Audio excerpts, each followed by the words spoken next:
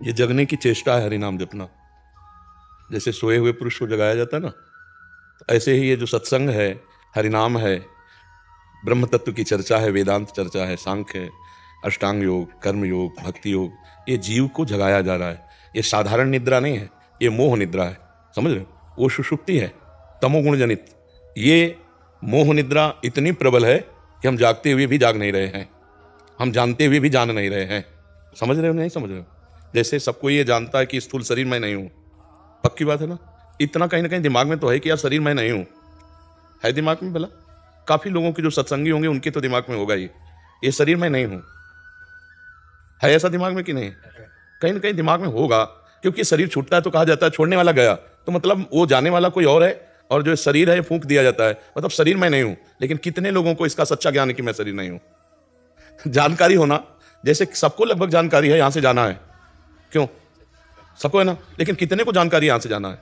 हम उसको उसी का प्रश्न कर रहे हैं कि कितने को जानकारी, जानते हुए भी वो नहीं जान रहे हैं, जानते हुए भी वो नहीं समझ पा रहे हैं। इसका मतलब है ये जागते हुए सोने का नाटक, वो तो सुसुप्ति में है ही अज्ञान में, लेकिन ये जो सोना कहा गया है कि सो रहे हैं सब अज्ञान की धरा में, उसी को मिथ्या शब्द कहा गया है। मिथ्या शब्द का मतलब सुषुप्ति, गाढ़ सुसुप्ति। उमा कहूं मैं अनुभव अपना, सत हरिभजन और जगत सब सपना। ये एक जागतिक सपना जो चल रहा है मोह की अज्ञान की धरा में, ये मिथ्या है।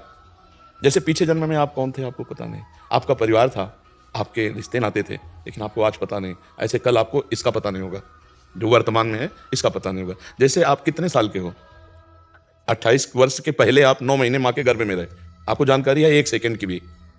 तो हमारी स्मृति बहुत मंद है। इसी जन्म में 9 महीने माँ के गर्भ में रहे, 1 सेकंड का अनुभव ही नहीं है, नहीं है ना। तो तब से लेकर के माँ के गर्भ से और अब तक हमारी कितनी स्मृति मंद हो गई है। अगर हमारी संपूर्ण स्मृति जागृत हो जाए तो गर्भ में हमने भगवान से एक वादा किया था। कपिल भगवान जीव की स्थिति का वर्णन करते हैं जब, तो भागवत में वो जीव को ज्ञान होता है अनंत जन्मों का, माँ के गर्भ में उसे बड़ी पीड़ा महसूस होती है। आसपास झिल्ली के अंदर बंधा हुआ और लिबलिबाहट वाले सब गंदे पदार्थों के बीच में भरा हुआ, और उसके श्वास प्रश्वास की गति रुकती है और नाल से उसका आहार विहार शरीर में जाता है, उसी से उसका पोषण होता है। उस समय कुछ खाना पीना तो होता नहीं, तो भारी कष्ट होता है। तो उसी समय भगवान उसे स्मृति जागृत करते हैं, तो उसे ध्यान आता है अनंत जन्मों से इस माया में मैं भ्रमित। तो भगवान से कहता है कि एक बार मुझे इस माता के गर्भ रूपी नर्क से बाहर कर दो, मैं जाकर ऐसा भजन करूंगा कि अब की बार अगला जन्म नहीं होगा, मैं आपको प्राप्त हो जाऊंगा। भूमि परत भार ढाबर पानी, तिम जीव ही माया लपटानी। जे ही माँ के गर्भ से निकला तो भूल गया भगवान की ऐसी लीला माया। अब कहाँ वो जो दिव्य आनंद था वो कहाँ बोले लड़का हुआ लड़की हुई, अब वो भूल गया। अब वो फिर शरीर राग में पुष्ट हो गया, बचपन। अब देखो जवानी, आप जवान हैं ऐसा ज्ञान है, मैं जवान ऐसा कभी नहीं ज्ञान कि शरीर जवान है। नहीं, भगवान की इतनी प्रचंड माया है कि जानते हुए भी नहीं जान रहे हैं, जानते हुए भी नहीं। यहां से चवन्नी नहीं जानी किसी के साथ, 1 रुपया नहीं जान, फिर भी सब हाय हाय किए ना। 7 जन्म के लिए इकट्ठा करने का सारा प्लान है। मन बुद्धि चित्त इसे सत्य मानने लगा। तो शास्त्र हमारा कहता है ये सत्य नहीं है, इसी में जो ब्रह्म तत्व है वो सत्य है। तो अब तुम सोने के नाटक में अगर हो तो जगाना बहुत कठिन होता है। अगर वास्तविक सोए हुए हो तो जग जाओगे, ए उठो सुबेरा हो गया, उठ जाएगा। लेकिन सोने का नाटक कर रहा हो तो ए उठो। तो हम लोग सब सोने का नाटक कर रहे हैं, अज्ञान का नाटक कर रहे हैं। जागे हुए पुरुष हो तुम सब, तुम्हें सब पता है।